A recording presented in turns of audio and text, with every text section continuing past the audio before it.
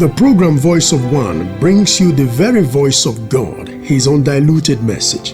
In it, Pastor Ikem Nwokike of True Vine Fellowship calls everyone to return to the original standards of God. Be enlightened as you listen. We have been looking at the grace of God, and we've been trying to understand it better, and I hope that God has been helping us in that understanding. Amen. And so today we'll continue sharing on that. I told us previously that how much the grace of God is able to manifest or reflect in our lives is dependent on how well we have received that grace. Amen. And I gave us an assignment last week, an assignment to do a self-appraisal. Amen. Hallelujah. Bible says we should test ourselves to know whether we are still in the faith. It said, if you're a bastard, wouldn't you know that you are one? Do you need any prophet to tell you that? Hallelujah. And so the church of Jesus Christ has been greatly hindered simply because we have till date failed to understand what grace is really all about. Amen. Praise the Lord. And I want to believe that all that will begin to change. Hallelujah. Starting with you and I. I believe that was what Pastor Victor was trying to convey. And I will always say to us, especially for some of us who are in the Spirit, whenever the Spirit shifts gear, we should always be alert. Amen. Praise the Lord. Now, you need to understand that God does not simply decide to begin to speak to His people about a particular thing, except it is important to Him. Hallelujah. And of course, the Bible tells us that He's God that knows the end from the beginning. So, based on what He intends to work out in our lives, He begins to announce it ahead of time. Praise the Lord.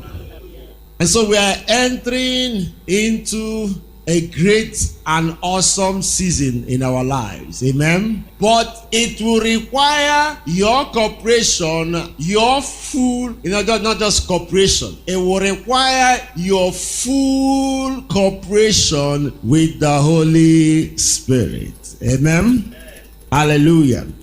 As He begins to reveal to us all that we need to know about grace, it is left for us to now begin to, it was actually Apostle Paul that wrote where he said that we should work out our salvation with fear and what? Trembling. With fear and trembling. I think the problem we have with Christianity today, in quotes, is because we have lost that fear and trembling. Hallelujah. We have lost it. I don't know whether it's because it's called Christianity. So we don't really get the whole picture. Amen. Hallelujah. The enemy is crafty, but God is smarter and wiser. Hallelujah.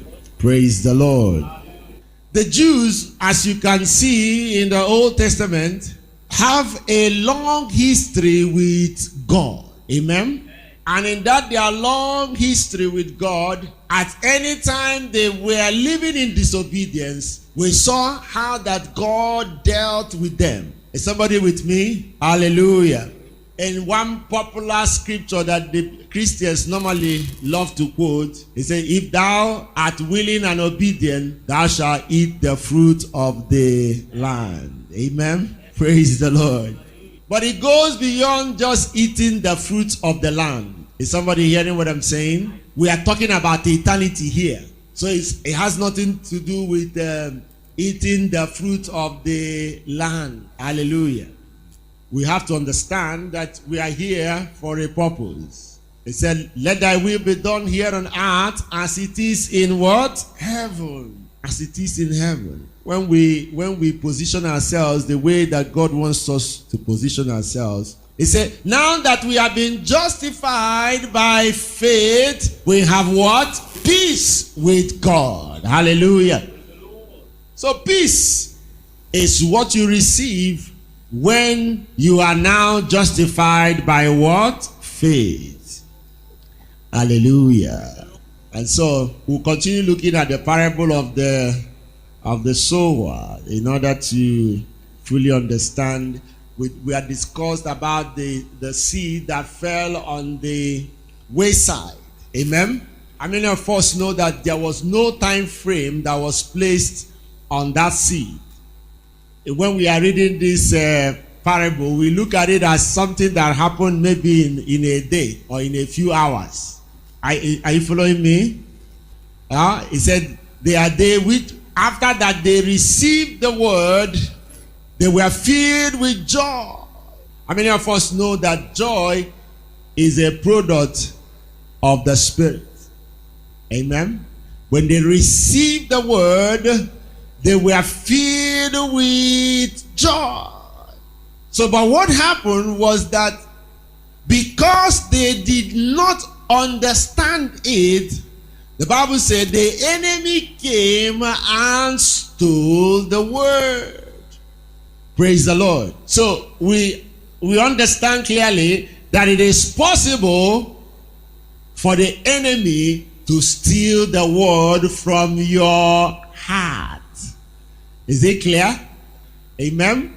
So as much as we are learning, learning the journey, the believer's journey in Christ, there are some important truths we should also pick.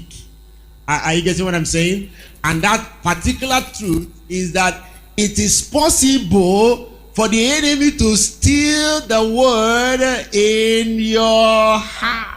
And he will steal it when you don't understand it. He will steal it. Bible says that particular, there was a parable that Jesus gave.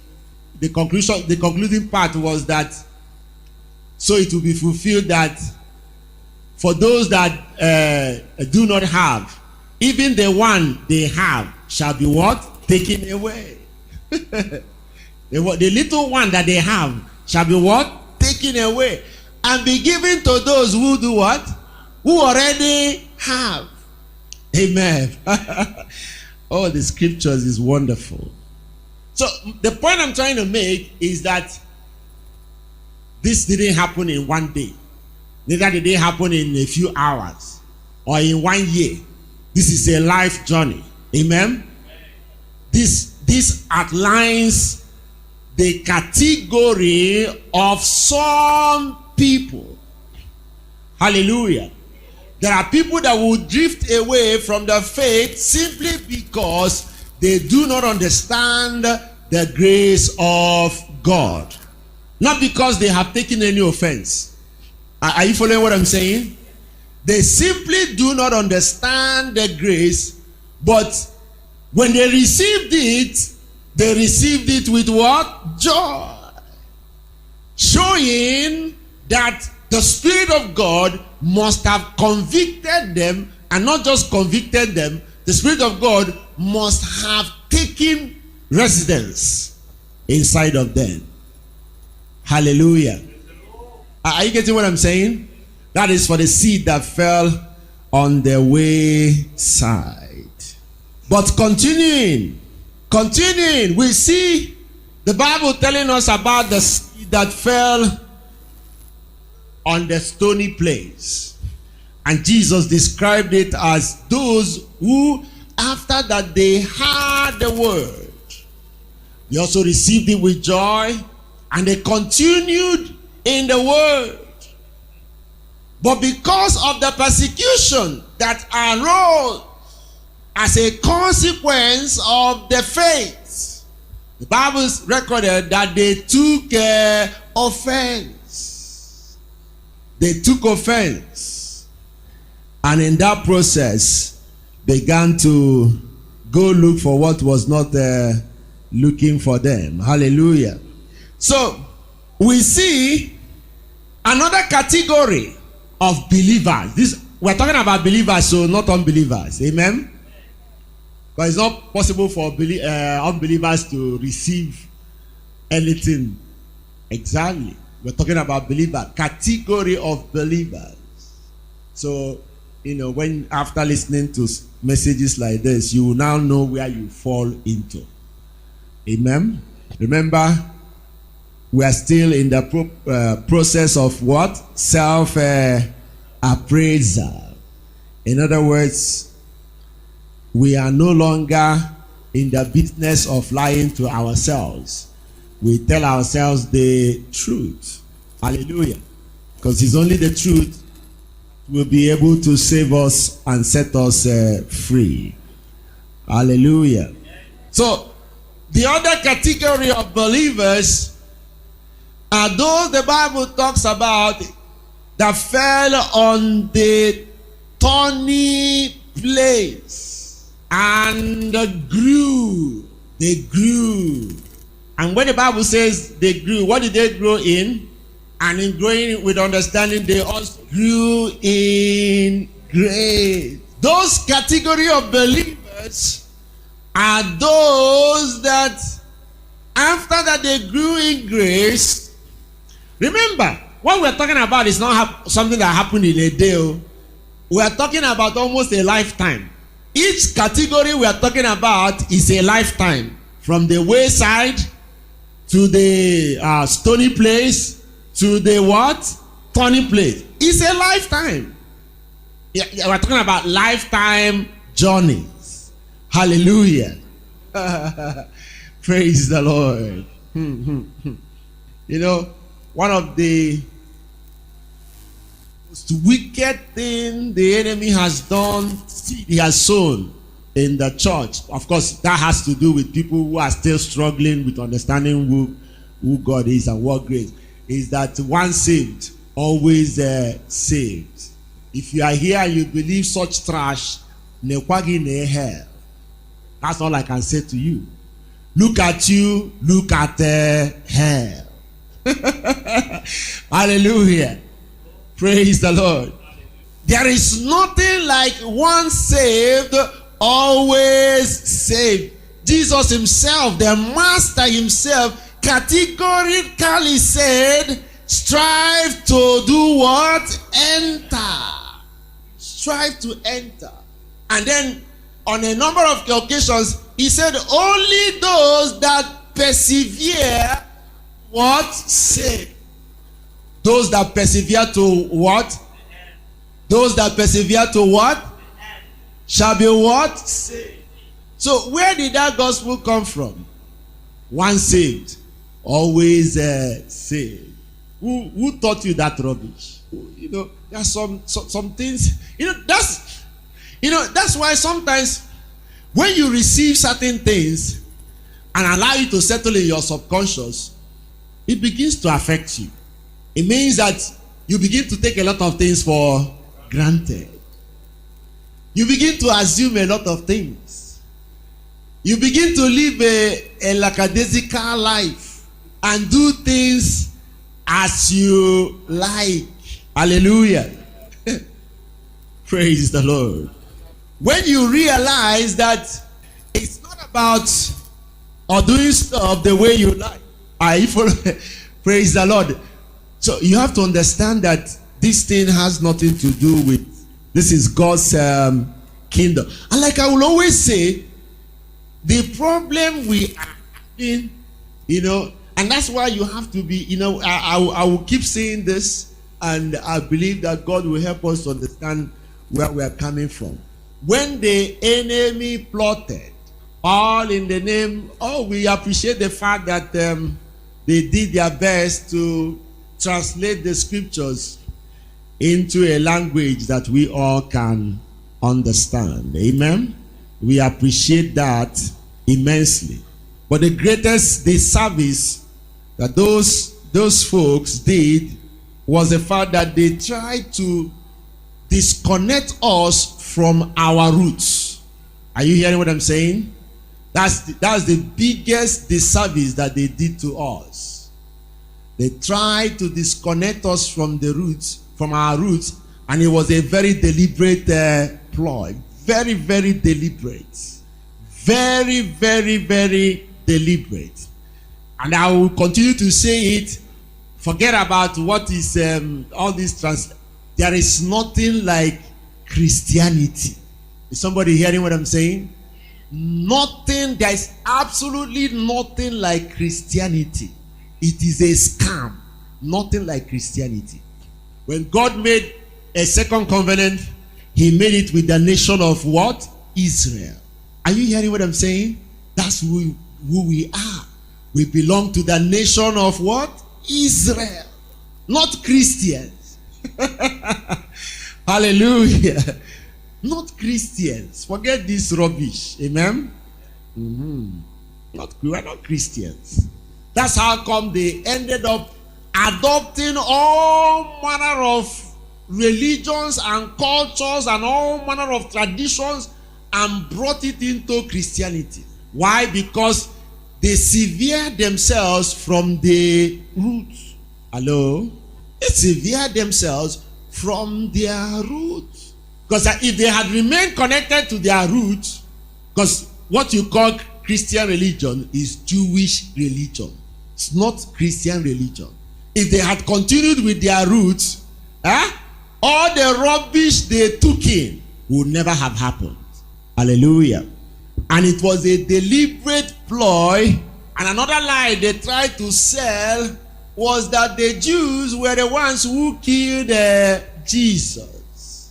And so they were to be hated by the so-called Christian. And we shouldn't have anything to do with them because they are unbelievers. Oh my God.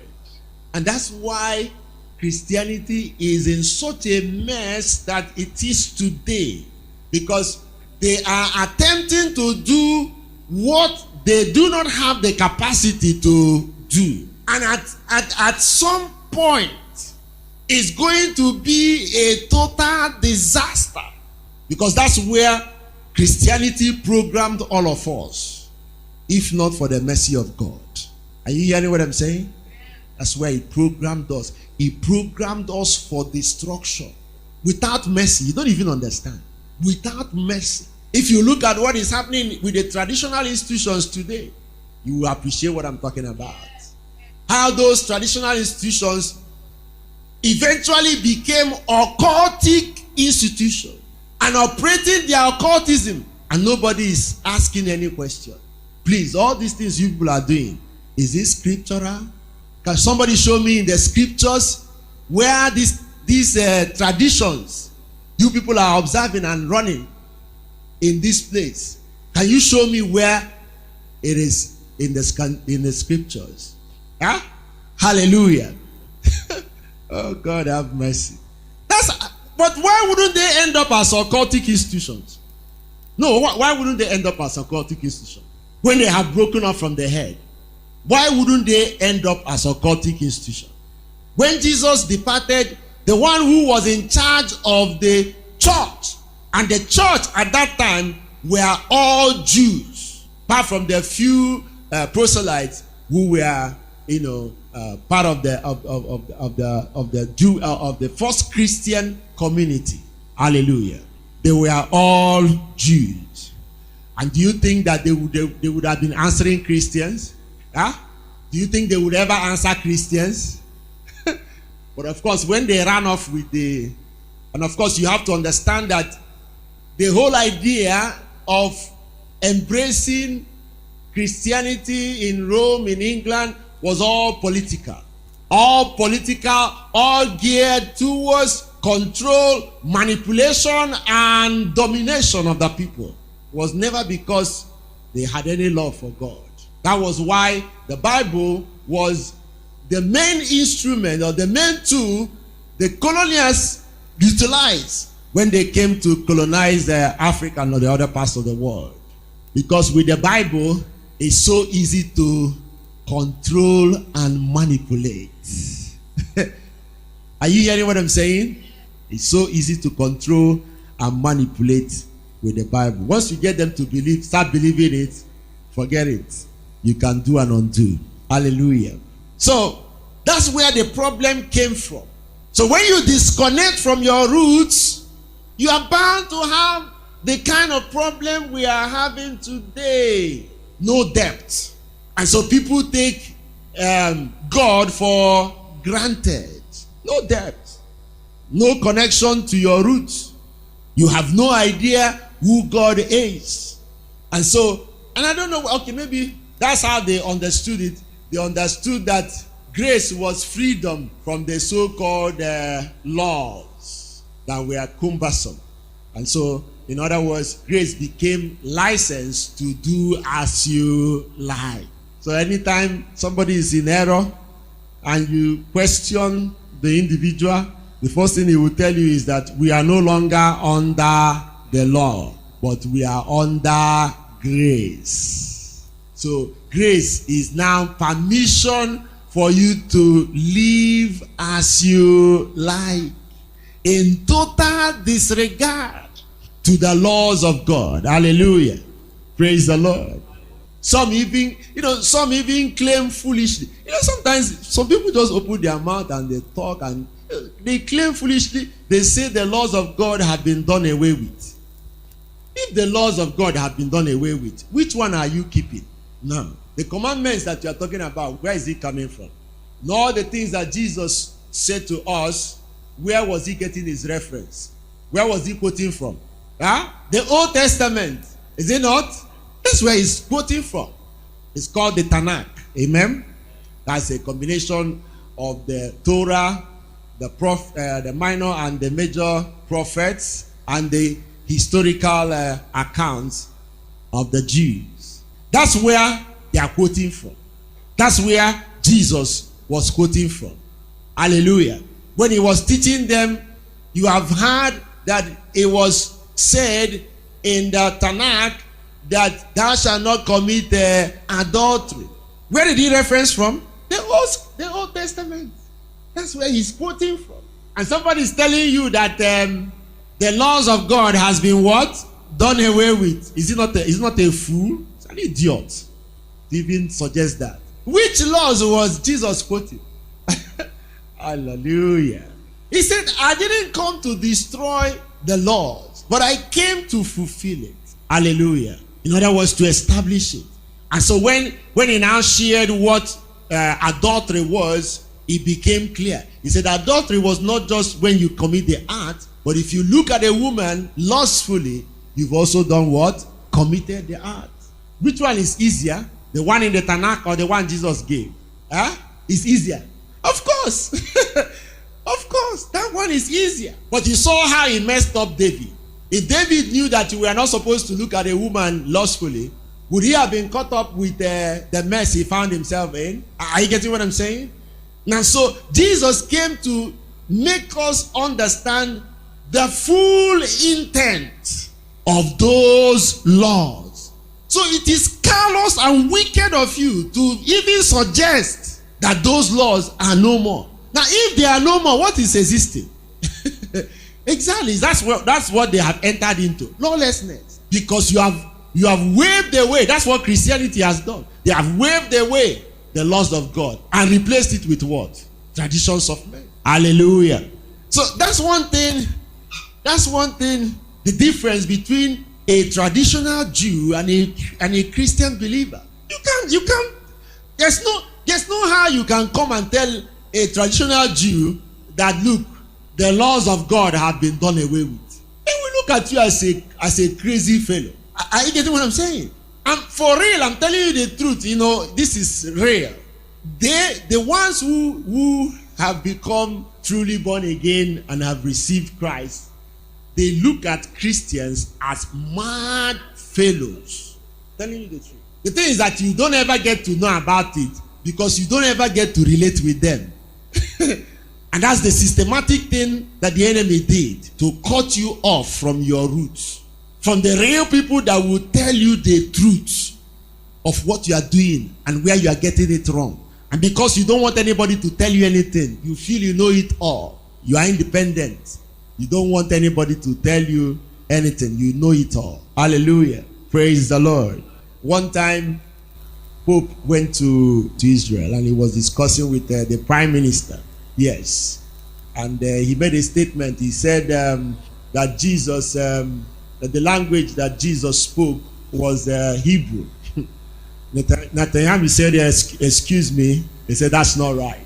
He said, Jesus spoke Aramaic language, not Hebrew. Hebrew was more like, Aramaic language was his natural language. Hebrew language to Jesus was a second language. Of course, Pope kept quiet. What does he know? What does he know? You know, praise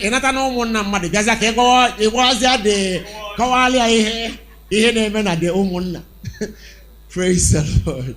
So you need to understand where the problem started from, because I tell you the truth, if you had such background, and that's how funny it sounds when some folks begin to tell you that Paul wrote against the laws of God. No, how can?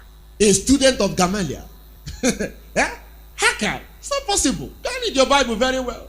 You will see that what Paul was talking about was the legalistic laws that had to do with the ceremonial rituals that were being done, foreshadowing the blood covenant. Hallelujah.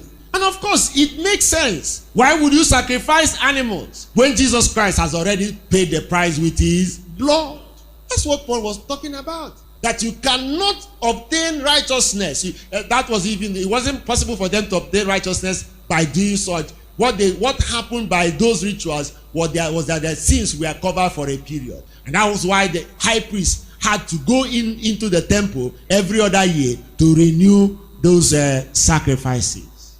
But Jesus now came and did it once and for all. So there was no need for the high priest anymore. Have you ever wondered, people we don't think, why is it that the temple is no longer standing? Have you wondered why up to this day?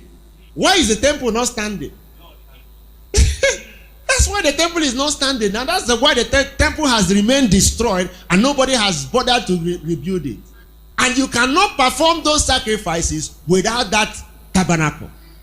Don't you know? So that one is forgotten. Even in Judaism, they have what they do, but that's not the normal sacrifice is done by the high priest and is done at the approved temple of God.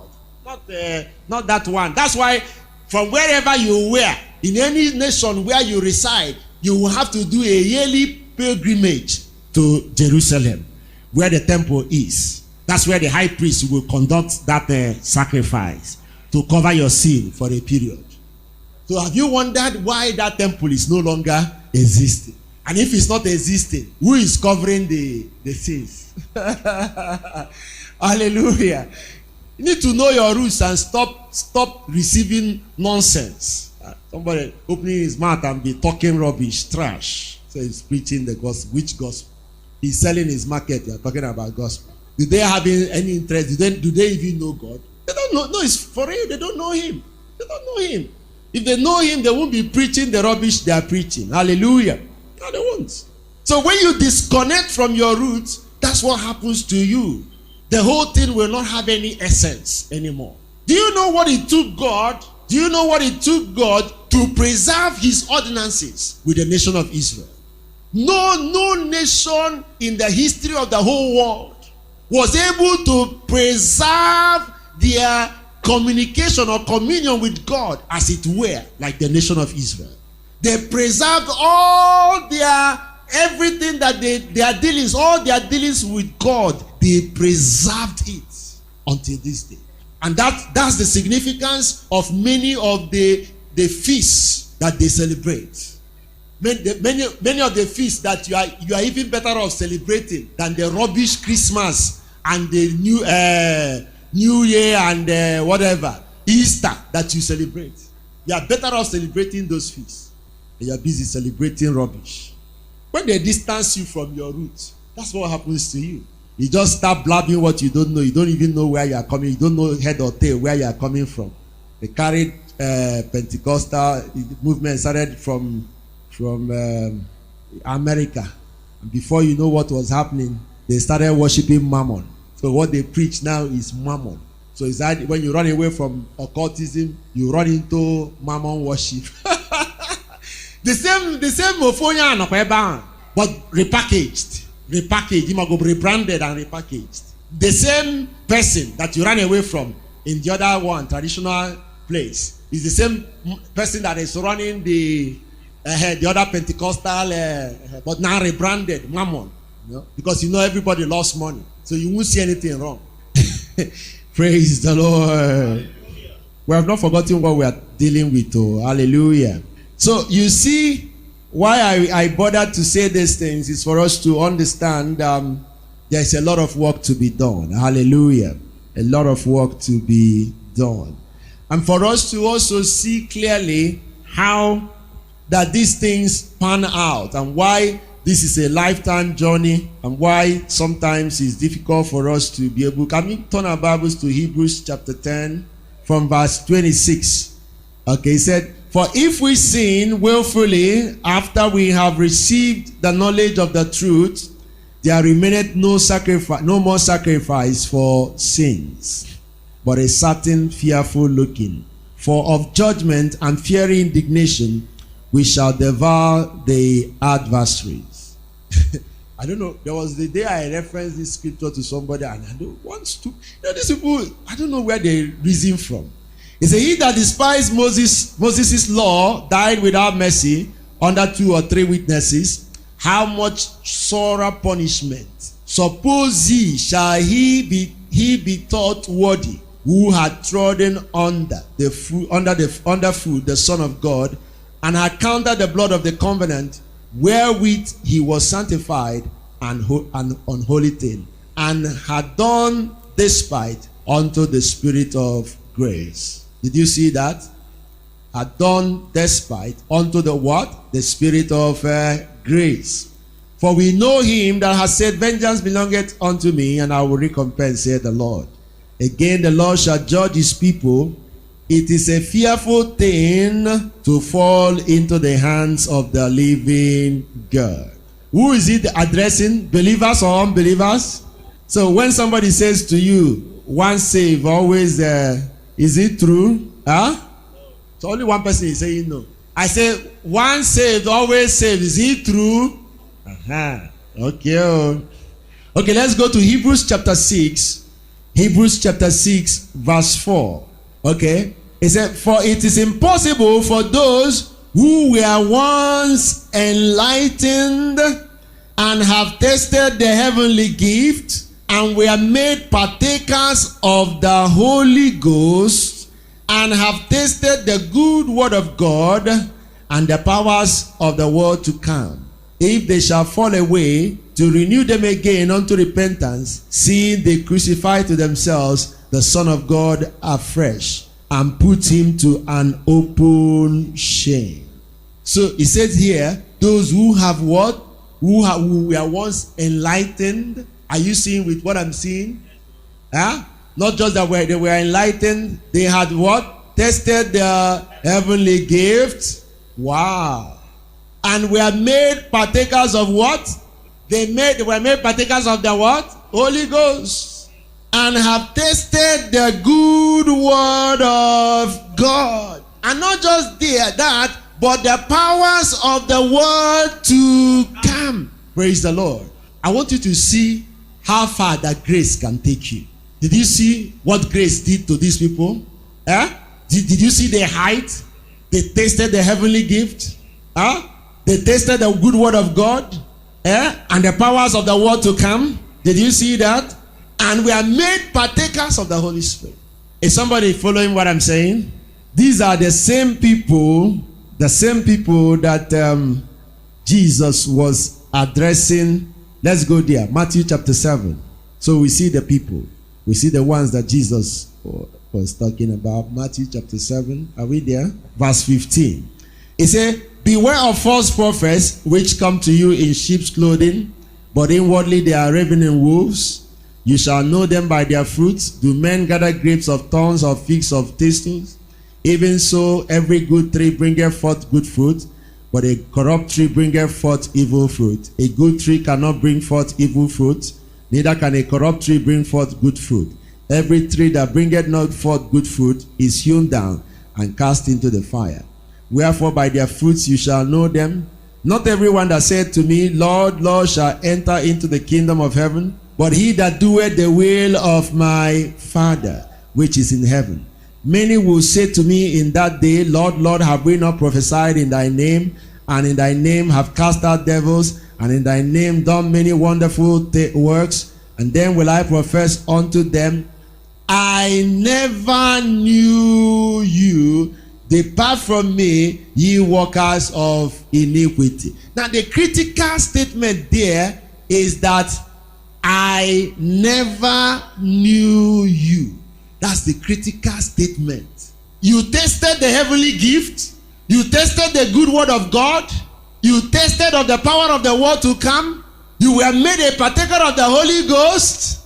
And Jesus is saying, I never knew you. What? You didn't even know that. It's not that there was a time, there was a relationship that was ongoing, and then at some point, the relationship went sour. No, that's not what he's saying here. He's saying, I never knew you. So, but what was happening? We were prophesying wondrous things, and it was happening. We were casting out devils. We were healing the sick. We were performing signs and wonders. We were doing all manner of things. What was happening? How could we be doing all that? And then you are saying that you never knew us. So, who were we dealing with all this while? Who were we dealing with all this while? That's the funny thing. When you are reading the parables, you don't understand what God is talking about. You take everything casually. And like I said, this is a problem that happens to you when you disconnect from your roots. Because if you know your roots very well, if you are in firm grips of your roots, you will not play in the New Testament. If you know your roots very well, if you know the God that you are dealing with, the Bible tells us is the same yesterday, the same today, the same forever. He said, and the Lord God, I do not change. That's why you can put your trust in me. The same God. When you don't know your roots, you are likely to be in this place where Jesus will be saying, I don't know you. I never knew you. I never knew you. Then the question will be, who were you relating with? All this born again that I was doing, what was it all about? What was it all about? What was all this born again thing? What was it all about? All this born again from my childhood, because, like we told you earlier, you don't know him now. If you know him very well now, you will be careful with your life. He said, to the pure, I will show myself pure. But you refuse to become pure.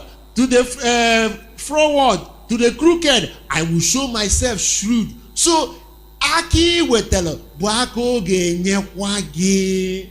It's as simple as that. You want to play religion, play religion. You want to deceive yourself, deceive.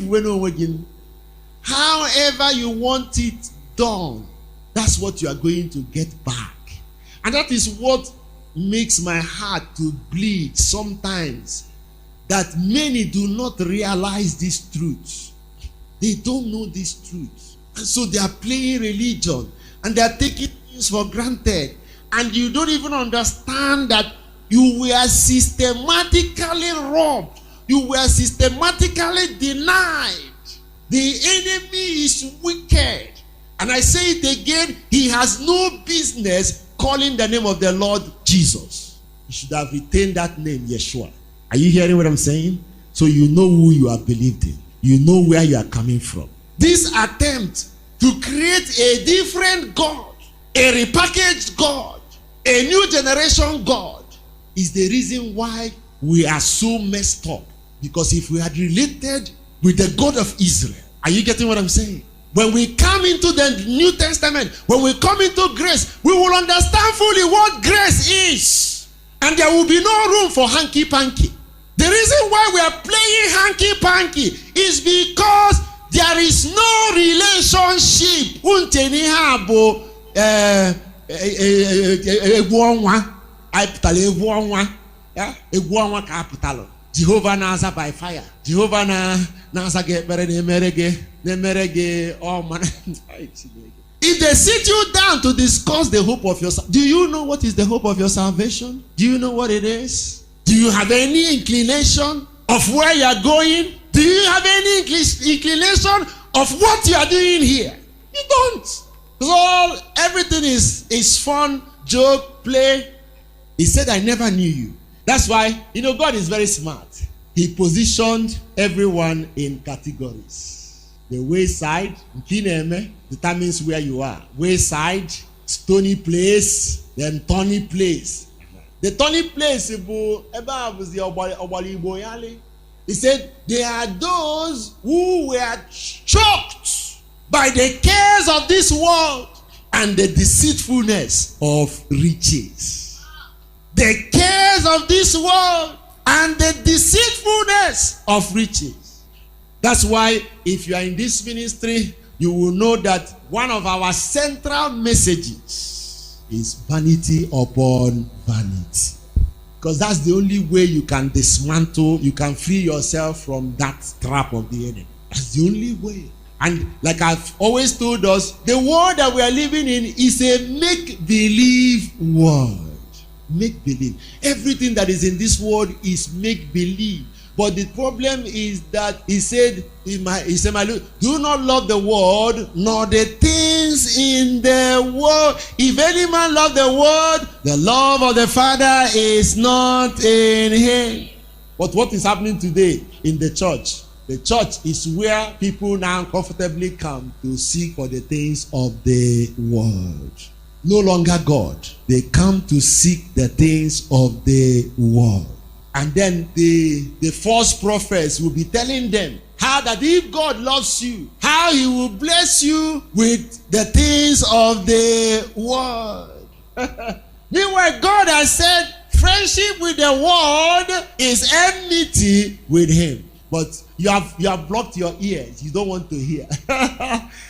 You don't want to hear. He said, love not the world. He said, no, we have to love the world. Go ahead. And in case you don't understand what loving the world is all about, he broke it down. For what is in the world is what? The lust of the eyes, the lust of the flesh, and the pride of life. He said, all these things will do what? Will pass away. He said, but he that doeth the will of God shall do what? Abide forever. Shall abide forever. So you have to understand that, and that's the critical aspect. You have to understand, and that's why many people don't realize that we are in a race of time. We're in a race of time. And what is that race of time? So that the Lord Jesus will acknowledge us. Yes. So this is reappraisal. You ask yourself, who have I been relating with? Who have I been? That's why sometimes when I see certain things, it baffles me. It baffles me. Paul was taken into the third heaven. Bible said that there he had unspeakable things that were unlawful to utter to men. And by the time he came back, Bible said, so that he will not be exalted above measure to think of himself more than he ought to. A messenger of Satan was sent to do what? To buffet him. Now, you see, that's another aspect we don't even pay attention to. Somebody, like some of us stupidly believe, once you hear somebody died and rose, after a while they say the person got up again and they say he rose from the dead. And then the person becomes a celebrity, great man of God. When I went to heaven, I saw Jesus. And Jesus. Which message? Some of them, when you listen to the so-called, the so-called message that Jesus gave them, you wonder which Jesus they said they saw. Is it Jesus of Oyimbo? Some people even they are too spiritual that if you are not careful, they will attempt to dominate and control you. Before you know, he say, you know what? Whilst I was, a good tell you sleeping, I was in a trance and I saw Jesus. In those days, we used to believe a lot of rubbish. Voice of One is outreach of True Vine Fellowship that meets at number 5 Edward Nnaji Park Street, New Haven, Enugu on Sunday 9 a.m., Tuesday and Thursday 5 p.m. Contact us on telephone number 0817-548-1072, 0817-548-1072, or on the web at www.truevinefellowshiponline.org for free download of our messages. We trust the Word of God has spoken to your heart.